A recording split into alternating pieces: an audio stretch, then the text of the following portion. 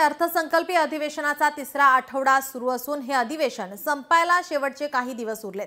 असं असताना विधानसभा विरोधी पक्षनेते पदाचं नेमकं काय होणार हा प्रश्न आता कायम आहे। अर्थसंकल्पीय अधिवेशनाचा तिसरा आठवडा सुरू झालेला आहे। अधिवेशन संपण्यासाठी उरले अवघे काही दिवस। विधानसभा विरोधी पक्षनेते पदाचं नेमकं काय होणार असा सवाल केला जातोय। महाविकास आघाडीकडून ठाकरेंच्या शिवसेनेने विधानसभा विरोधी पक्षनेते पदासाठी भास्कर जाधव यांचं नाव विधानसभा अध्यक्षांकडे दिलंय। मात्र अजूनही त्यावर कुठलाही निर्णय विधानसभा अध्यक्षांकडून घेण्यात आलेला नाही। पुढील 7 दिवसात निर्णय झाला नाही तर सलग हिवाळी अधिवेशनानंतर अर्थसंकल्पीय अधिवेशन असे 2 अधिवेशन हे विधानसभा विरोधी पक्षनेते पदाविना जाणार आहेत। विरोधकांकडून विधानसभा अध्यक्षांच्या कोर्टात विरोधी पक्षनेते पदाचा चेंडू टाकण्यात आलाय।